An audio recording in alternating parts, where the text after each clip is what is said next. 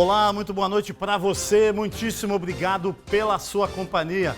Hoje é terça-feira, 1º de dezembro e mais uma vez, como sempre, sob a indispensável proteção de Deus, o nosso Fala Baixada de hoje está no ar. Hoje um Fala Baixada duplamente especial, é verdade, duplamente especial. Estão presentes aqui nos estúdios da CNT a pneumologista Daniele Vasconcelos e também o radialista e jornalista, apresentador do Rádio Brasileiro na Super Rádio Tupi, Mário Belisário, a quem eu quero agradecer muito o prestígio da sua presença aqui com a gente. Vou aproveitar que o Mário Belisário está aqui com a gente, não sem motivos, claro que o motivo é super especial, porque nós vamos falar de Covid. Antes eu quero acompanhar aqui os dados da contaminação e do número de mortos por município na Baixada Fluminense, que já está aqui na tela. Por exemplo, Duque de Caxias, estamos com 11.797 casos, com 839 mortos. É um número muito elevado. No outro município que nós vamos mostrar agora é na cidade de Nova Iguaçu, 8.581 casos, com 749 mortos, muito parecido com o Duque de Caxias. Também é um município territorialmente considerado grande, tanto quanto Duque de Caxias. O próximo município que nós vamos mostrar é São João de Meriti. Tem 4.353 casos com 531 mortos. Em Belfor Roxo, 11.467 casos com 349 mortos.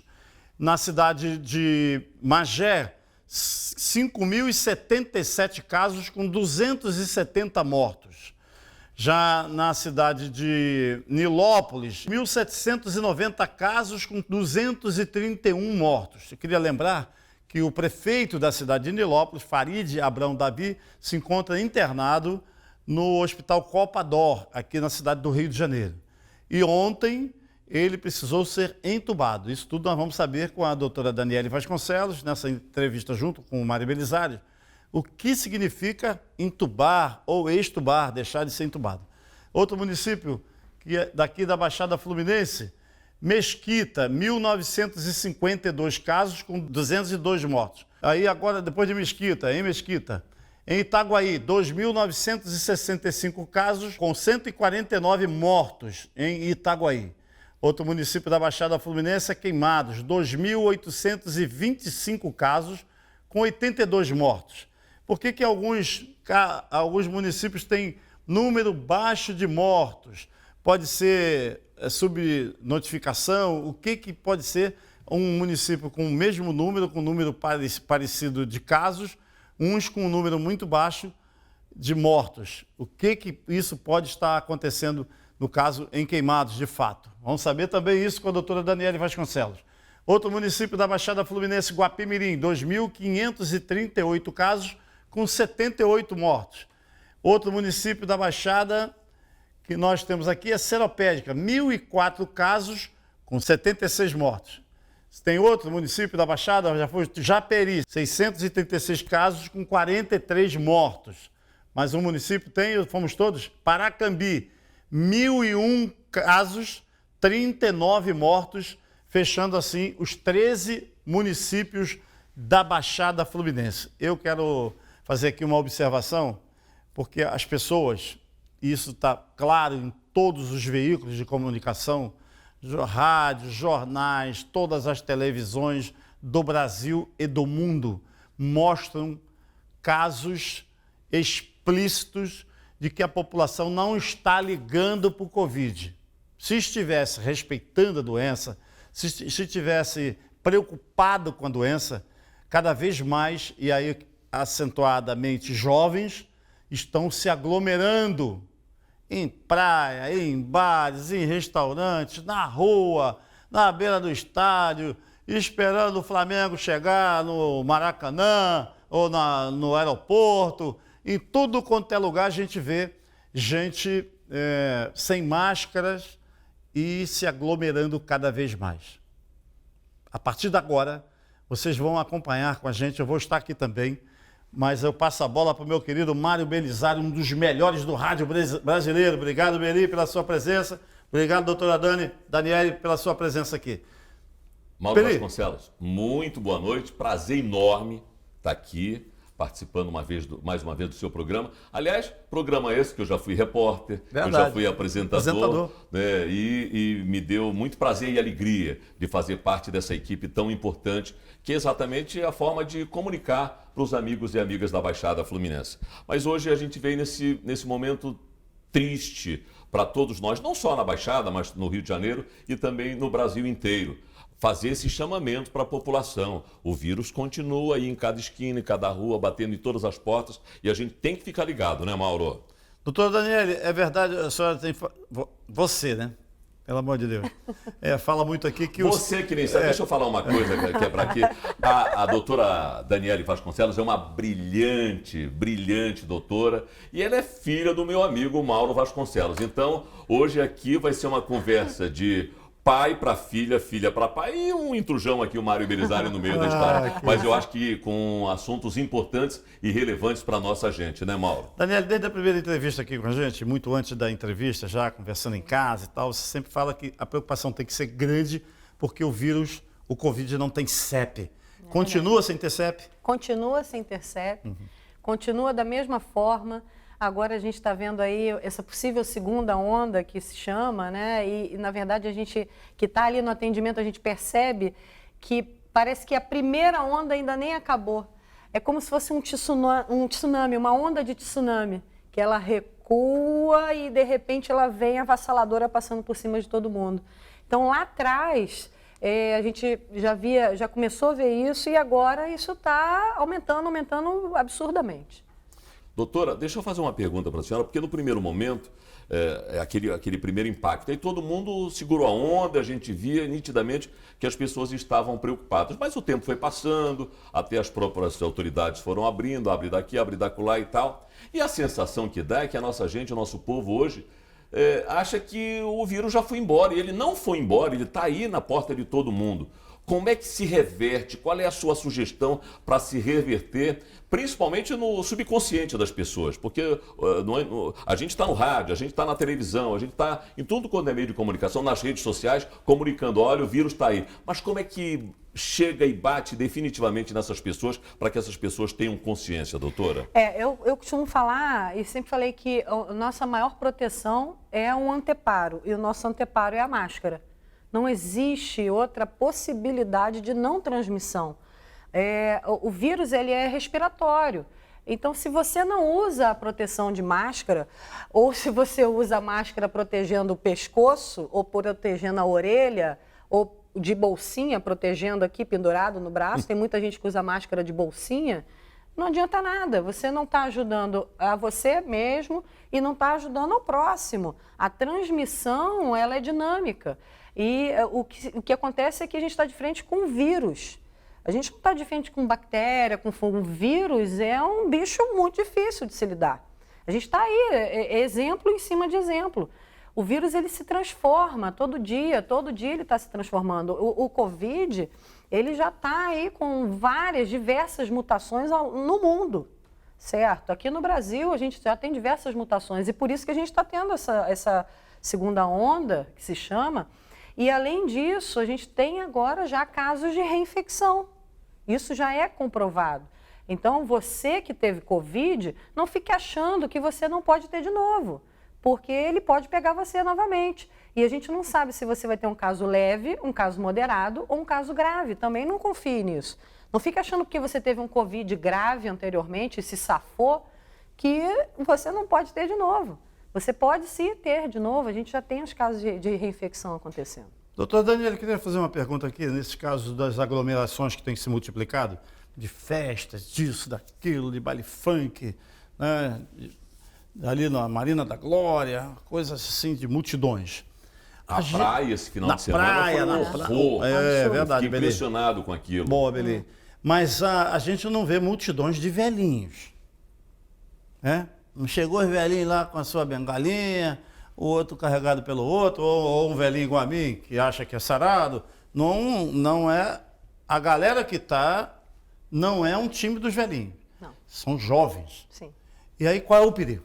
O que acontece? Desde o começo, se fala que criança não pega, Adolescente não pega, né? E a gente só tem problema com grupo de risco, idoso, pessoas com doenças crônicas. E o que a gente vê é que isso não é verdade. E, além de não ser verdade, a gente tem um problema que são os pacientes assintomáticos, que aí pega esse pessoal, adolescentes jovens, que estão nessas festas, né, repleto disso, e crianças, né? Essas pessoas, esses indivíduos, eles têm o vírus circulando, eles fazem esse período de contaminação, só que eles não sentem absolutamente nada. Quando vai para essa multidão, para essa aglomeração que a gente tanto implora para não acontecer, mas parece que a gente está falando qualquer língua que a gente entende, né? Aquilo dali é um crescimento horroroso, porque naquele meio com certeza tem um monte de gente assintomática, que está doente e não sabe. E eles vão para casa. E vão para casa. Aí quando ele vai para casa, ele leva a doença para quem? Se ele mora sozinho, tudo certo, entre aspas.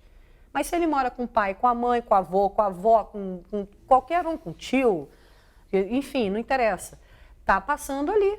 Então, aí você fala assim, poxa, mas eu me protegi, eu recebo esses pacientes diariamente. Eu estou há quase 10 meses atendendo sem parar Covid, certo? Quem viu entrevistas anteriores aqui sabe que eu tenho repetido isso várias vezes. Aquele paciente, ele chega no consultório falando assim, eu não sei como eu peguei essa doença, doutora, porque eu estou trancado dentro de casa desde o primeiro dia do isolamento, né, do distanciamento. E a gente fala, mas quem mora contigo? Aí ele começa a falar, esse paciente começa a falar, mora meu neto de 20 anos, mora meu filho com minha nora, enfim, a família ali. Essas pessoas saem de casa? Não, só quem sai é o meu neto, que vai para festa, que vai para bar, que vai para faculdade, enfim. Mas ele não vai e volta, ele vai e fica ali naquela aglomeração. E sem máscara, sem proteção, enfim, essa coisa toda. E é aí que vem a transmissão. Sinal de alerta, então, para quem ainda não teve. E sinal de alerta também para quem já teve. E eu vou trazer aqui uma experiência pessoal. Eu já tive, a minha mulher teve e a minha filha também teve a Covid. Fomos tratados, muito bem tratados, pelo doutor Edmilson Migovski e também pela doutora Daniele Vasconcelos, que mais uma vez eu agradeço. Pois é, isso foi ali em maio, doutora Daniele Vasconcelos, e a senhora faz um chamamento. Olha, quem teve, não sei se está lá com proteção não. E é sobre esse assunto que eu queria falar com a senhora. Evidentemente que quando eu tive, o meu procedimento era a forma com que eu ia para o dia a dia do meu trabalho com máscara, com todas as suas recomendações, a recomendação dos especialistas. Mas a senhora está dizendo que a gente pode ser reinfectado. Tem gente que fica dizendo, eu já tive, vou embora, se bobear, abraça, beija, faz qualquer coisa. E aí, é um chamamento importante que a senhora deve fazer, né? É verdade. Esses casos, você fez o Covid no primeiro semestre. Foi, ali em maio. O que a gente vê é que o que está acontecendo, que a duração do anticorpo de proteção, que é o famoso IgG, né? Que as pessoas tanto falam hoje, IgM, IgG, teste rápido, suave, essa coisa toda. Então, esse teste que a gente faz, que é a sorologia, o IgG é o que mede essa proteção. Né? Quando a gente tem uma doença, é o IgG que mede isso. Então, o que a gente vê no coronavírus é que esse IgG ele tem uma duração média de 90 dias, 3 meses. Média. Uns mais, outros menos. Uns até 5, 7 meses, outros menos, 1 mês, 2 meses. Varia de pessoa para pessoa. Então, se você teve Covid no primeiro semestre, lá para maio, a princípio você não tem mais. Você já está pronto para pegar de novo. Não fala assim. Mas é por aí, você está pronto para pegar de novo. Por isso que tem que se cuidar. E a gente escuta, não, eu já tive Covid, não tem problema, eu posso andar sem máscara, eu posso beijar, abraçar todo mundo, eu posso ir para festa. Não, não pode. Não pode. Doença viral, doença respiratória. Pega de novo. Pega de novo. Isso a gente já pensava antes, agora a gente só tem a confirmação disso. Por quê? A gente tem um prazo, é uma doença nova, então a gente trabalha com prazo. Começou lá, aqui no Brasil, primeiros relatos, Fevereiro, março, veio ali, né? Começaram os casos e março fechou. Aí a gente tem março, abril, maio, junho, julho, agosto, setembro, outubro, novembro, dezembro, 9 meses, né? De acompanhamento. Esse período a gente já começou a ter a seguinte ideia. Início, primeiros casos, esses primeiros casos curando, fazendo atendimento de pós-Covid e agora reinfectando. Pelo fato de o verão estar chegando, pode ser menos problemático. Parece-me que não é bem isso, não é? Não é bem isso. A gente sabe que vírus, né, doenças respiratórias como um todo, elas preferem ambientes frios. Preferem inverno, outono, mas o perfil não é bem esse. Né? A gente está aí beirando o verão e os casos subindo. É um pouco indiferente. Você achava que não, mas é um pouco indiferente. Muito bem.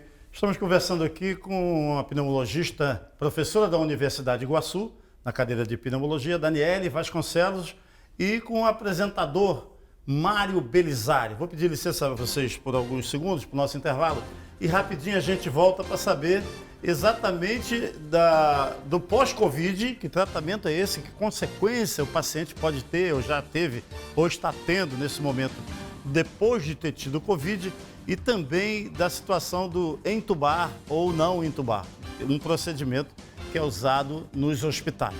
Rapidinho a gente volta. Só existe um lugar onde o dinheiro vem antes do trabalho. No dicionário. Pioneirismo, qualidade de ensino, excelência nas instalações, responsabilidade social e consciência ambiental. Venha para a Unig. Seu futuro começa na mais bem preparada Universidade da Baixada e do Noroeste Fluminense. Unig, Universidade Iguaçu.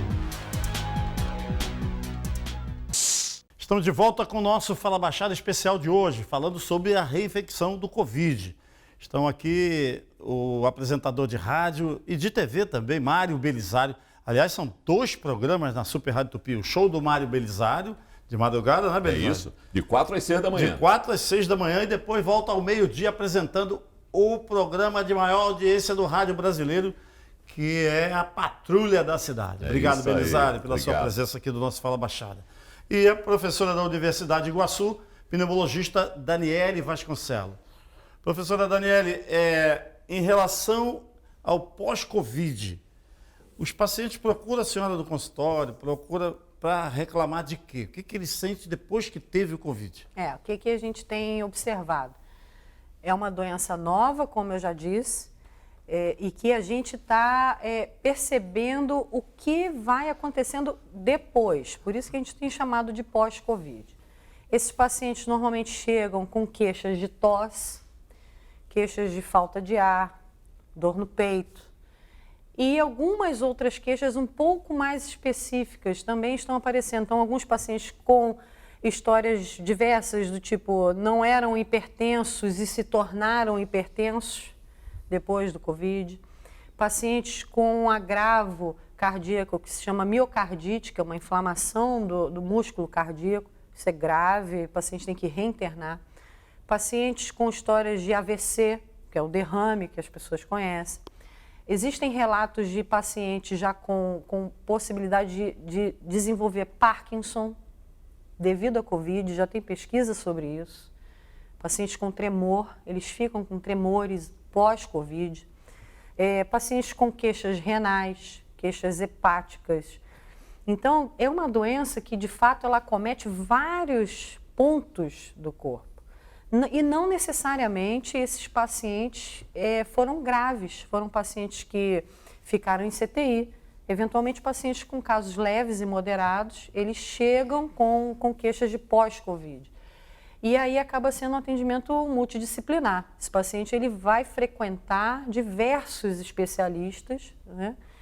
Talvez o pneumologista hoje é o profissional que é mais procurado, por ser uma doença de base respiratória, e ele vem para a gente e a gente acaba tendo que buscar esses outros problemas que ele vai apresentando e a gente começa a disparar, olha, tá aqui, vai lá, procura o especialista tal. Trombose é um problema? Um deles. Os pacientes, eles fazem embolia pulmonar, né? O Covid ele tem um perfil que ele age na coagulação do sangue, né? Ele destrói essa capacidade, né, da circulação. E aí a gente usa anticoagulante com esses pacientes, existe um marcador sanguíneo, esse marcador ele sobe muito e a gente tem que usar anticoagulante com esses pacientes. Os pacientes podem fazer trombose, podem fazer quadros de embolia pulmonar e ainda ficam tratando por bastante tempo. O paciente teve Covid e fez uma viagem, fez daqui para o Rio Grande do Sul, Sim. não parou com muita frequência. Sim, é ruim ficar na mesma posição? É ruim, a princípio sim, é ruim. Ainda mais se durante o período de Covid ele teve alguma dessas alterações. Uma coisa que pode acontecer, o paciente tem Covid, mas ele não faz uma consulta de pós-Covid, uma avaliação posterior à doença. Acha que está bem, tá, foi tudo bem, não senti nada, só tive uma dor de cabeça nos 14 dias e tal. E aí ele não faz nada e faz uma viagem longa. Por exemplo, uma viagem de avião, uma viagem de carro, fica muitas horas sentado, de repente ele pode ter tido uma complicação e outra coisa, ele não faz relação com o Covid, certo? Ele fez um Covid, vamos dizer, início de outubro. Ficou ali, cumpriu os 14 dias, fez o tratamento, está tudo bem, ficou ótimo. Quando chegou dia 15 de novembro, ele vai fazer uma viagem aí, onde ele vai ficar sentado 3 horas. Faz uma embolia, faz uma trombose, faz uma embolia pulmonar. Ele é atendido, assim, é claro que estamos na pandemia, vai lembrar, tive Covid e tal, mas às vezes naquele atendimento ele não vai lembrar, o médico vai tratar naquela situação, mas quando a gente vê, não, e olha só, ele teve Covid, isso possivelmente tem relação com pós-Covid. Os nossos anjos protetores, eu falo os seus colegas, a senhora, o pessoal da área médica, enfim, que esse pessoal que cuida de todos nós, que são muito importantes. Hoje os profissionais de saúde estão mais protegidos. Hoje os profissionais de saúde já sabem mais com relação ao vírus ou não. Por favor, me dê uma informação sobre essa questão dos profissionais e principalmente dos nossos anjos protetores, os médicos. O que acontece hoje é que assim, os profissionais de saúde estão exaustos. Estão cansados, a gente está cansado, né? De ficar de frente, é uma batalha, né? A gente está numa guerra e isso cansa qualquer ser humano. Hoje, a gente sabe talvez 10% um pouco mais. Doença nova, doença difícil, todos os tratamentos que a gente utiliza, a maioria deles são empíricos, que a gente chama, né? A gente usa a medicação de acordo com o sintoma que apresenta. Algumas medicações já tem pesquisa, uma medicação especificamente a gente já tem ali uma certeza que ela é bem utilizada em pacientes graves, certo? Aí a gente começa a replicar essa mesma medicação para os outros pacientes. É claro que se ela funciona bem com os pacientes graves, vai funcionar com os outros também. Mas o que a gente vê hoje é que continua sendo uma doença sem dono. Ela não tem dono. Todo mundo quer ser o dono, mas ela ainda não tem dono. Ainda dentro desse aspecto de medicação e procedimento, queria entrar no assunto intubação. Sim. Que paciente precisa ser intubado? Que tipo de paciente? Eu estou com Covid, aí preciso ser internado, coloco uma máscara, um oxigênio, aquele do nariz. Quais são os procedimentos até chegar à intubação? Ou já vou direto para a intubação, depende da avaliação? Lá no começo, sim, no início da pandemia, isso até exterior também, não só Brasil, o que acontecia? Esse paciente ele chegava, certo? E era preconizado o que a gente chamava de intubação rápida. Não se esperava piorar, não se esperava ter uma queda de oxigenação, nem nada disso. Já chegava, vamos logo intubar, que vai proteger via aérea e pronto. Passado o tempo, e aí entra nessa questão do tempo de doença, que a gente já começa a manejar um pouco melhor. Passado o tempo, a gente já começou a ver que isso não é legal, não funciona como se esperava. E aí, devido a isso e devido já haver, claro, qualquer pessoa que já teve um conhecido, um amigo, um parente que passou por uma situação de intubação orotraqueal, sabe que aquilo dali parece uma sentença de morte. Né? Quando a gente escuta, fulano foi entubado, igual você falou agora do prefeito Farid, foi entubado. A gente já fica ressabiado. Entubou, vai morrer. Fato, é assim que se pensa, né? Principalmente o leigo. Mas a senhora diz o quê? Aí, o que acontece? Hoje, a gente já tem um procedimento mais adequado para a intubação no paciente COVID. Esse paciente, quando ele chega ao ponto de intubar, é porque ele já passou por algumas etapas, né? A maioria delas. O paciente chega, ele está bem em casa e aí ele começa a ter algum desconforto. Ele sendo monitorado, isso fica mais simples para a gente evitar. Existe um limite de saturação de oxigênio, a gente usa aquele aparelhinho do dedo, que agora está famoso, que é o oxímetro, muitas pessoas conhecem. Aquele aparelho, ele mede a oxigenação no sangue, né? E aí a gente tem um padrão, aqui a média é de 92%.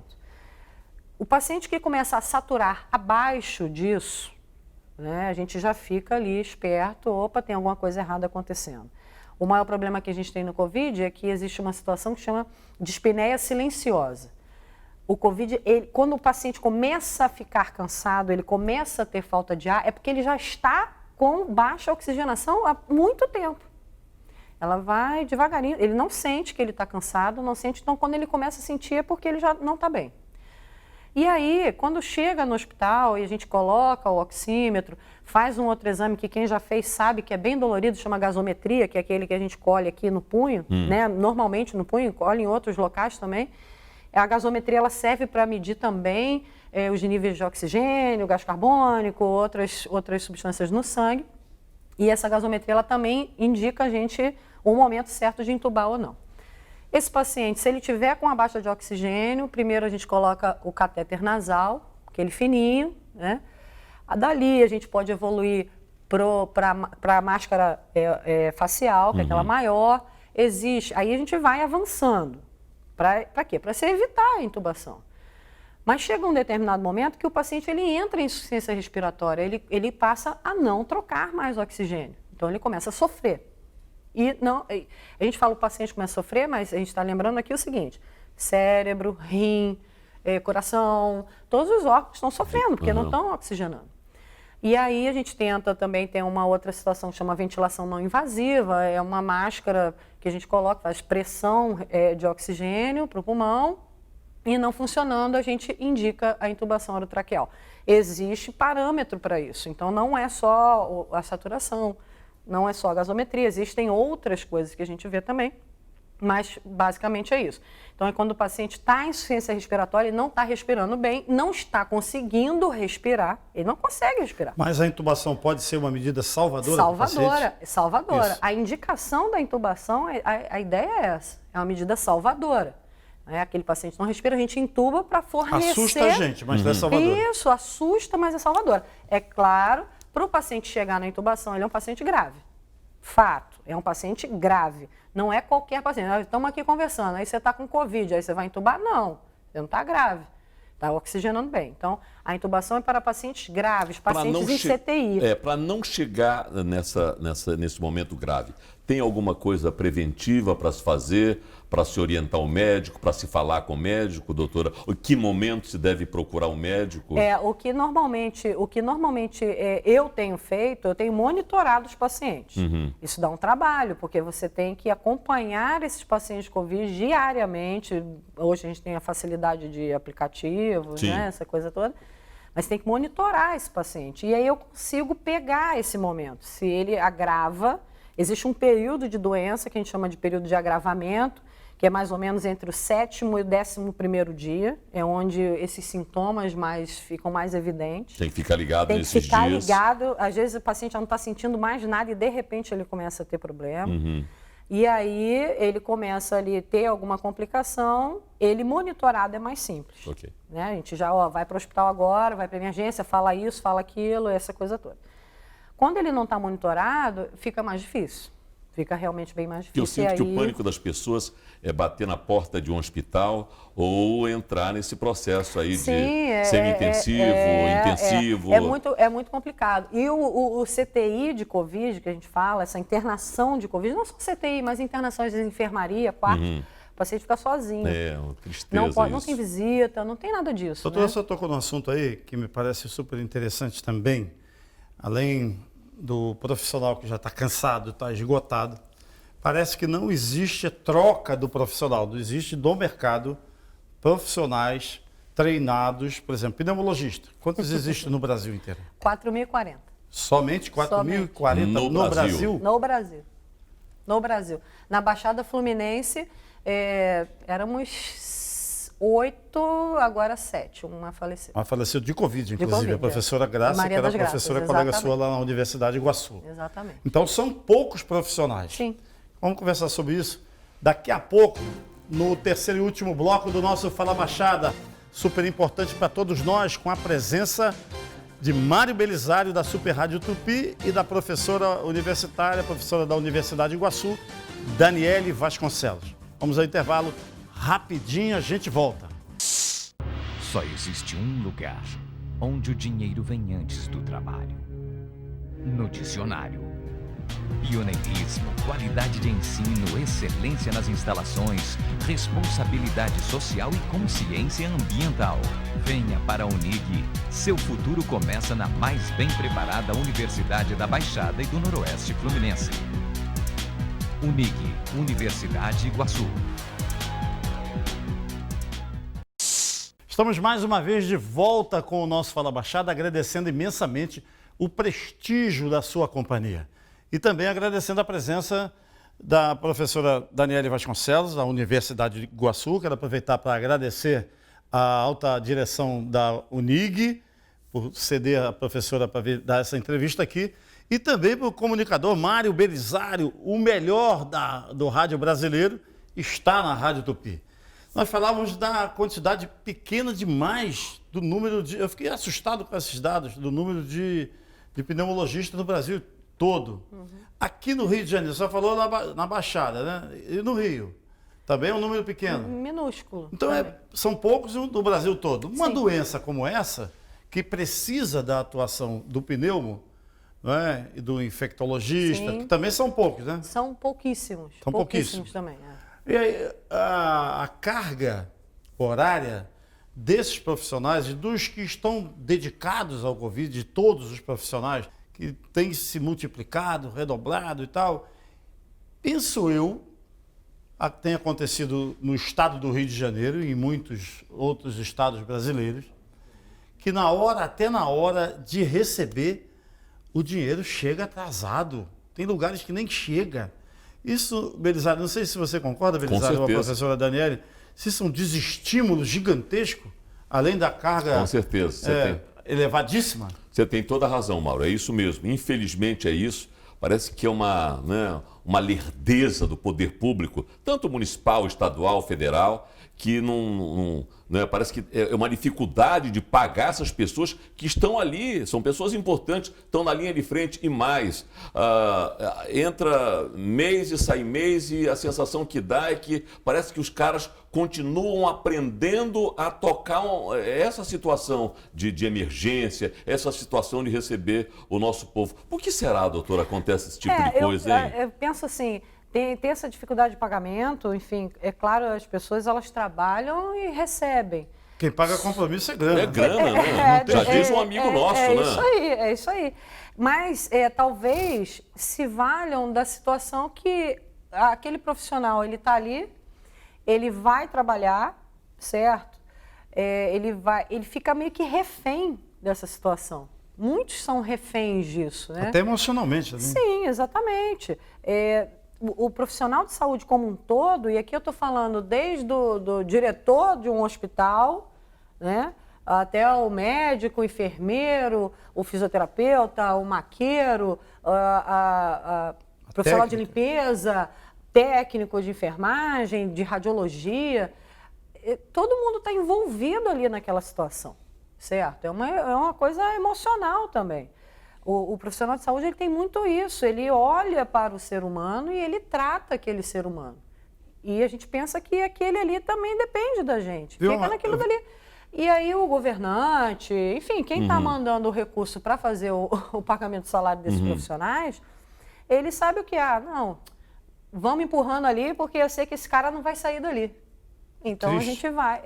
Muito triste. Pelo amor de Deus, Eu vi né? uma matéria, só rapidinho, eu vi uma matéria essa semana, triste demais, de uma profissional de saúde, que o pai e a mãe estão internados, o pai mais grave, ou a mãe mais grave, a família toda infectada, e ela não consegue vaga num hospital, nem no onde ela trabalha e nem em hospital nenhum. Isso é mais triste, mais grave ainda. Corroborando com essa sua informação, Mauro, Exatamente. hoje, governo municipal e governo estadual estão dizendo que não existe esses leitos à disposição porque não tem profissionais para contratar. Doutora Daniele Vasconcelos. Profissional, assim. E aí? É claro, é como eu falei, o especialista, de fato, às vezes é mais complicado, certo? Só que, nesse momento, o que a gente tem? Em hospitais de grande porte, é o clínico geral que atende na emergência. É um clínico geral. Quando a gente se forma, a gente não se forma especialista, a gente se forma clínico geral. A partir dali, você faz a sua especialidade, certo? E quem atende no CTI é o intensivista. Esse profissional não troca. Como você falou, ele está sempre ali no CTI. Então, não pode falar, não tem profissional. Talvez não tenha local para atendimento. Eu também conheço vários que já trabalharam no Covid e não receberam e não volta. Se forem chamados de volta, não vão voltar. É verdade. É claro. Eu Isso aí. estive lá, eu dei praticamente a minha vida para salvar as pessoas e não fui devidamente recompensado, nem devidamente, nem nada. Não fui recompensado, não recebi o meu salário, o que é devido. Exatamente. Existe essa reclamação. Vai voltar por quê? Você voltaria? Eu voltaria? Não, ninguém vai voltar. Se você estiver fazendo um serviço voluntário, tudo bem, mas não é um serviço voluntário. Não é o Não caso de é se o caso. investir. Todos os governos onde prefeitos não decretam fechamento do comércio ou que permite aglomeração, prefeitos, governadores, né? E até o presidente da República, que não é um dedicado no Covid, a crença pequena que a doença mata, não é isso? É triste isso, né? Você vê que recursos volumosos são mandados pelo Ministério da Saúde e depois a gente vê sucessivos escândalos e muitos profissionais da área que agora estão sendo chamados e não querem voltar porque sabem que se não receberam daquela vez não há garantia que irão receber. Garantia as pessoas alguma. trabalham por dedicação e também por necessidade. É um trabalho árduo, sabe? Não é simplesmente você chegar, calçar uma máscara e atender. Esses profissionais que estão de frente com o Covid, é uma armadura que você veste. Aí bota capote, aí bota gorro, aí bota luva, aí uma máscara em cima da outra, aí o escudo de proteção facial, e propé, que é aquela sapatilha que a gente usa. Aí você coloca aquilo, você trabalha o tempo todo com aquilo, quando você troca de paciente, você tem que trocar aquilo tudo de novo. Oh, meu o Deus. tempo todo. É. Isso cansa, é exaustivo. E cada paciente tem uma peculiaridade. Não é uma receita de bolo. Covid não é uma receita de bolo. Não são todos do mesmo jeito. Cada paciente é de um jeito. Cada paciente tem um sintoma, tem um problema diferente. Doutor Daniele, recentemente foi substituído o secretário estadual de saúde.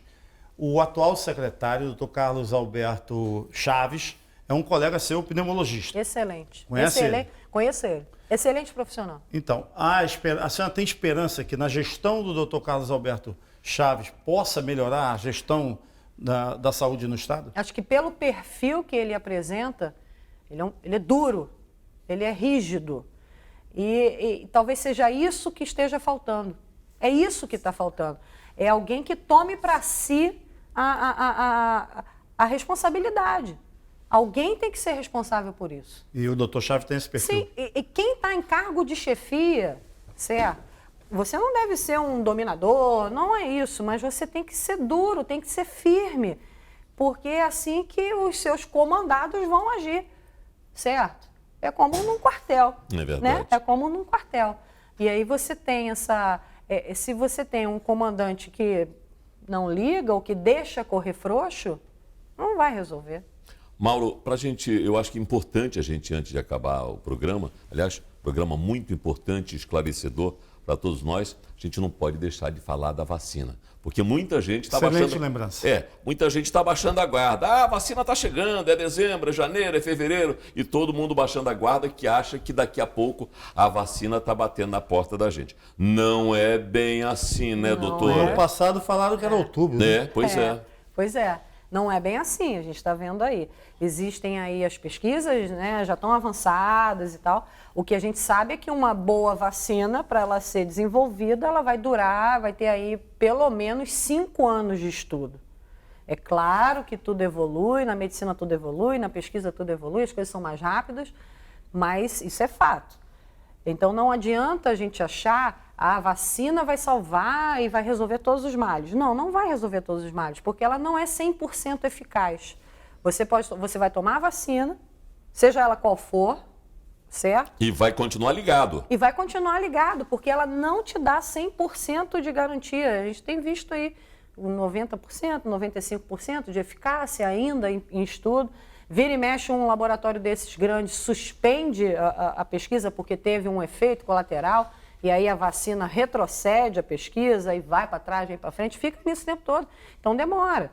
Já, esse ano mesmo, a vacina vai ser em junho, a vacina vai ser em setembro, vai ser em outubro, vai ser em dezembro, já foi para o ano que vem. Então não pode se garantir em vacinar, a vacina vai chegar e eu vou ficar legal. Não, não é assim.